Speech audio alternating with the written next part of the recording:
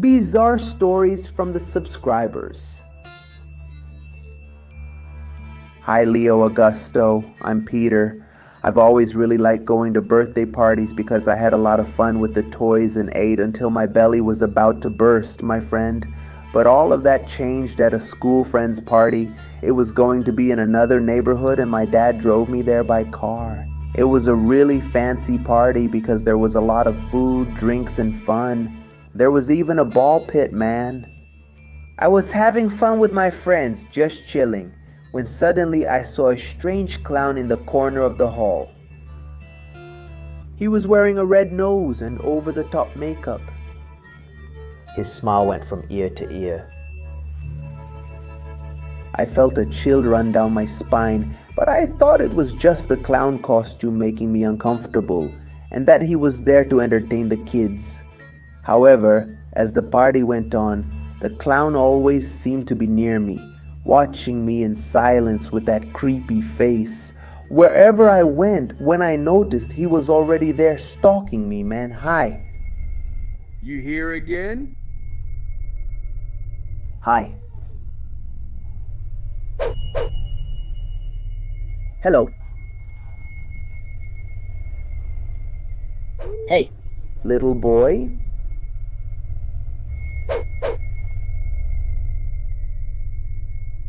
Are you thirsty? Take a sip of my juice. When most of the kids were already tired and getting ready to leave the party, I went to the bathroom to relieve myself. My dad should have been coming to pick me up, right? So when I was in the stall taking a leak, out of nowhere I heard a creepy laugh coming from the next stall. Huh? I was sure it was that damn clown. When I tried to leave, I put my hand on the door. It was stuck, man. I couldn't open it, and soon the nightmare became real. The evil thing that was in the next stall put its hand under the gap man to grab my ankle. Where are you going, kid? That's when I decided to climb up on the toilet and jump. I caught a glimpse of it in there with a huge open mouth. I am hungry. Stay here with me. I ran out of that party house screaming in desperation. Luckily, my dad was already there waiting for me in the car. I never wanted to go to a party again. A birthday. After that, and even after years, I still get chills when I remember that scary clown. Later, my parents went to ask what had happened and ended up finding out that the people at the party hadn't hired any clown to be there. In fact, no one who was there had seen the supposed clown I mentioned. The birthday boy's parents thought I was making it all up and accused me of being jealous of their son's party. I know what I went through that night, and that will never leave my mind. Be careful with clowns, everyone. This video is sponsored by Leo's store.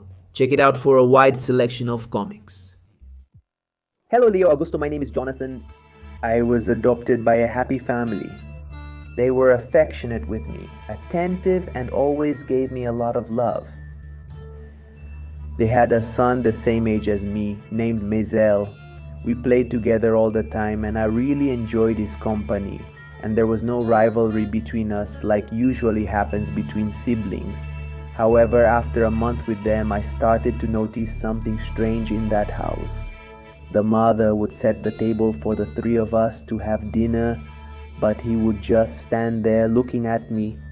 Sometimes we would eat and he wouldn't even be around.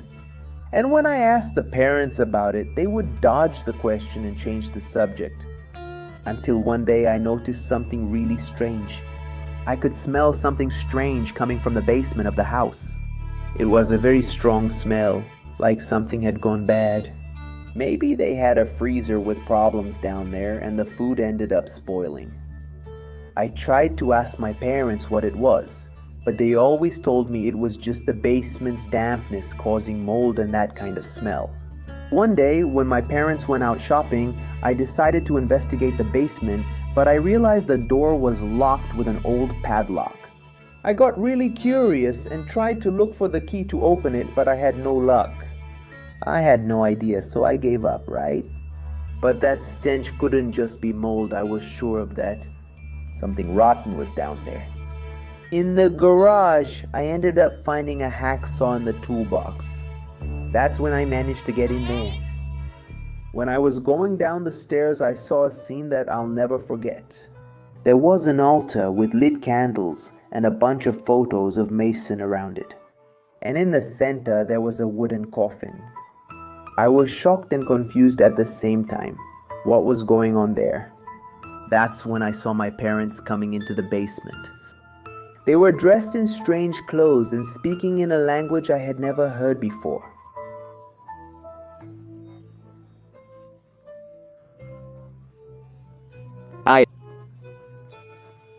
I was terrified, trying to run, but they grabbed me. That's when my parents confessed that Mason had died many years ago and they kept his body there. They were worshipping his spirit, keeping it in that house, and they said I would be the vessel for their son. That was the reason why they adopted me. Then the coffin opened, and from Mason's decaying body, his own spirit came out. He was ready to take over my body and have a normal life. He would return to his family, but I would be erased from history. I tried to fight back, man, to get rid of them, but they were too strong for me. That's when I managed to kick a candelabra that was standing nearby, right? And it ended up falling on the body. At that moment, they became desperate, trying to save what was left of their son. That's when I escaped from that horror. And I never went back to that place. Today, as an adult, I live alone in my apartment. However, I will never forget what happened to me that day. They tried to make me something I wasn't born to be, a vessel for a spirit. That was my story, Leo. Bizarre stories from the subscribers.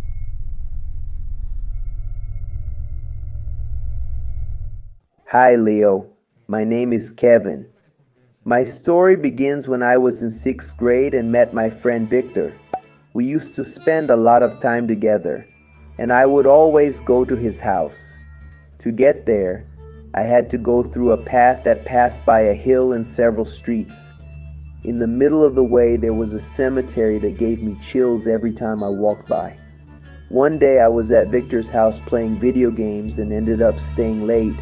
When I realized it was already time to go home, man. I left his house late at night around 10 o'clock. As usual, I had to pass by the cemetery to get back home. The street was completely deserted and I was alone. Suddenly I heard a voice coming from the cemetery. Someone was calling for me. Boy! Hey boy, can you help me here?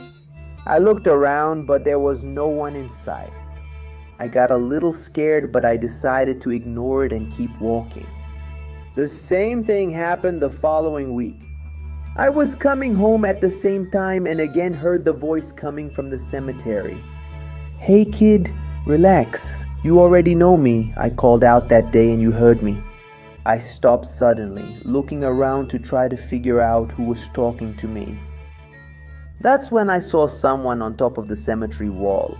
It was dark, I couldn't clearly see who the person was. I felt a little apprehensive, but I decided to stay there to try to understand what was going on. That's when the person on the wall started talking again. I haven't talked to anyone since I was alive. You were the first person who listened to me. I felt a chill down my spine at that moment, man, and I decided to run away from there as fast as I could. I never went back to Vita's house. From then on, I always asked him to come to my place because I wasn't going to go past that cemetery anymore. That experience really left a mark on me, and I still get chills just thinking about it. I never found out who the person on top of the cemetery wall was, and whether it was someone real or just my imagination playing tricks on me. But one thing is certain, I won't set foot there again. Hi Leo, my name is Taina and I have a story to tell. This happened to my uncle a long time ago and he told me about it, right? It was a sunny morning in Salvador. He had just woken up when he heard his mother calling him. "What happened here?" "There are chickens missing from my yard." They kept asking what had happened there, but they couldn't figure out the real reason for the disappearance of some chickens. They thought it might have been some kind of animal, maybe a fox that got in or something like that, right? And that it ate the chickens, but they let it go. The next morning, more chickens had disappeared and his mother got really mad about the situation, right? Look at that. Can you believe it? Let's wait until nightfall to see what's going on. So they waited. When night came, they put some water on to boil, right? On those wood-burning stoves, so that as soon as they saw the animal, they could throw it on him. As the minutes went by, the animal showed up. They just stayed there waiting, right? Watching, and they saw the animal eating all the chickens. They didn't expect that animal to devour the chickens so quickly. And my uncle came and threw the pot with hot water at the animal, right? You could only see that thing that looked like a really big wolf. It ran off into the woods groaning in pain. The next morning, they saw their neighbor walking in front of their house. He was glaring at them, all burned, as if hot water had been poured on him. My grandmother said it was him who was attacking the chickens. It was a werewolf. And on those nights, there was a full moon, right? After that day, that crazy guy never showed up there to eat the chickens again. He also got hot water thrown in his face. He doesn't want to get burned again, right? I'm 14 years old and my name is Vittoria. I really love your channel and I decided to send you my story. At the time this happened, I was 10 years old and I was jumping rope with my cousins in the backyard of my house. There was a little doghouse here, built by the previous owners of the house. It was made of cement, and since my family didn't have any pets, my mother used it to store gardening tools because she loved plants. I had never really paid much attention to that little doghouse until that day, Leo. My cousin Giovanna was jumping and my cousin Clara and I were turning the rope, spinning it. Until suddenly, Giovanna fell to the ground as if something had passed underneath her, making her trip and twist her ankle. We ran to help her. She complained, saying that she had been bitten, and when we looked closely at her foot, there really was a bite mark similar to that of a dog, right on her ankle. We were shocked by that, really scared, because as I said, we didn't have a dog or any kind of animal there. And another thing, right? We didn't see anything approach her. How could this happen, my God? Clara ran away scared and called Giovanna's mother, who came quickly and took her inside the house. There she put a bandage on her and had her rest, right? Her foot swelled up very quickly, becoming twice its normal size. Her mother thought that some kind of animal had gotten in there and done that to her daughter's foot, right? And Clara and I, both scared and curious, right? We went outside to see what had happened. When we got to the place where we were playing, I felt a strong atmosphere and wanted to run away. But I looked around the whole yard, right? Searching for what could be there. When I looked at Clara, she was pointing fearfully at the doghouse, the one my mother used to store her gardening things. That's when I noticed everything was a mess. Things were scattered outside, and the little door was destroyed. And there was something inside because I could hear the creature growling. Suddenly, I see a shadow coming out of there at top speed. It was coming in our direction. We ran to get back home, and when I realized my cousin Clara was lying on the ground screaming, I ran to get her and we went inside the house. That's when I saw she had a bite on her leg, right on her calf, just like what happened to Giovanna. When my parents found out what happened, they decided to destroy that doghouse. My mom put her things somewhere else, and after that, nothing supernatural ever happened there again. I don't know if it was some kind of dog spirit that lived there, or what that thing was, Leo. But every time I play in the backyard now, I always feel a bit scared that something might happen. Thank you for reading my story, sending a shout out to Salvador Bahia. Bizarre stories from the subscribers. Hello, Leo. My name is Jack. I'm 14 years old and I'm going to tell you something disturbing that happened to us here. My mom always complained that she had a lot of nightmares. Every night it was certain that she would have one. However, she never told me what happened in those nightmares. I guess it was to spare herself from having to remember bad things, right? No one deserves that. So I just let it go. Then one day we went to the mall to buy some things and have some fun. We ended up wanting to have lunch there, so I suggested she wait at the food court while I got our food from the restaurant. When I came back with the plates, the first thing I did was ask if everything was okay, because she looked a bit strange. She said everything was fine, but I had my doubts. We finished our lunch and went to the escalator to leave. When I turned to talk to her, I almost had a heart attack when I saw a man dressed in clothes from the last century, holding one of her shoulders and looking at me with a lot of anger. Right away, she noticed my shocked face and asked why I was like that. I told her what I had seen and she started to cry and said to me, "You just described the man who tries to kill me every night in my nightmares." I was in shock. After that, every time she woke up, I imagined how hard her night had been. And how does she endure these nightmares every day? And what could be the reason for the appearance of that creature? Hey Leo, how's it going? My name is Davey, I'm 14 years old. About 2 years ago, I had a Toy Story cowboy doll, you know? I got that doll from a friend of my mom's. I really liked it and played with it a lot for a long time. But as I got older, I ended up leaving it aside since I didn't find it fun anymore, you know? However, that weird doll kept showing up in different places around the house. Many times it would be in front of my bed with a frightening smile. My mom even complained to me because she thought I was the one leaving it around the house. I swear I sometimes saw that doll with red eyes blinking at me, until one day I couldn't take it anymore and just threw that doll into the toy barrel at my house. That way it wouldn't bother me anymore. However, after a few days, my dad suddenly woke up in the middle of the night and came to me. Man, it was around 3 in the morning and he was really scared, with his eyes wide open. He asked me where that doll was. I told him it was in the barrel and he told me he had dreamed about it. He was asking why we hadn't taken it on a trip we had made. It was a trip where we almost had an accident. After that, we went to my backyard and burned it. My father shouted, "You wanna travel, huh? Go to hell, you bastard." After that, nothing supernatural ever happened to us again. I believe the doll was sabotaging us and even causing harm to my family. That was my story. If you read it, thank you very much, Leo, and see you next time. My God, man, and you guys didn't ask your aunt who gave you that gift? Sometimes she might have bought it at some weird place, right? She was unaware. That's messed up. Be careful, my friends.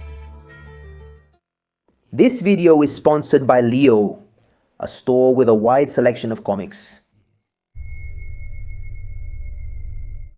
Hello Leo, my name is Graziane and I'm going to tell you a creepy story that happened to me. After that day, I haven't been able to sleep alone ever since. This happened about 4 years ago when I was 7. I had just had my birthday and got a lot of cool presents, many beautiful dolls. But one of them made me especially happy because it could say several phrases. It would say that it wanted to drink water, talked about the sky and how beautiful the blue was and so on. So I started sleeping with her by my side. Because she made me feel calmer, I felt protected with my little friend. But one night, something strange happened. I had been asleep for a while, and in the middle of the night, I heard a voice calling me. I woke up thinking it was my mom, but it was already late, and by that time, my mom and dad were already fast asleep. so I thought maybe I had moved and accidentally bumped into the doll's belly, triggering her speech system. So I let it go and went back to sleep. After that, I was able to sleep just fine. The same thing happened the next night. I heard a voice, and when I looked, there was no one in the room. However, when I realized it, I saw that my doll wasn't by my side. I kept looking and found nothing until I decided to look under the bed, and there she was, sitting. "Graziane, come play with me." I froze and let out a really loud scream. My parents came to see what had happened.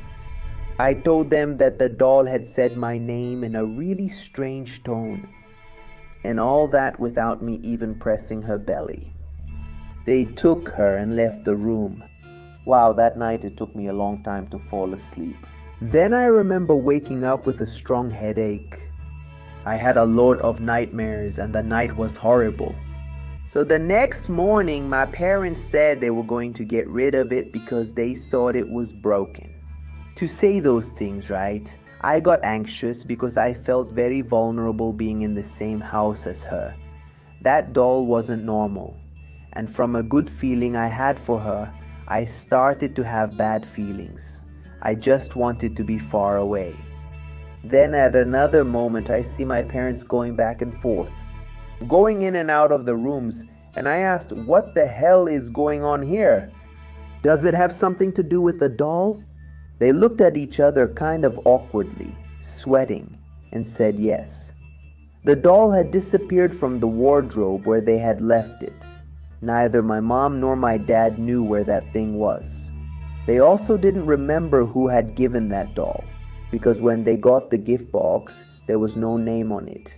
In the end, my parents didn't know who had given me that thing, and I got even more scared. Every night I go to sleep with my parents, thinking that doll is going to show up at night and come after me.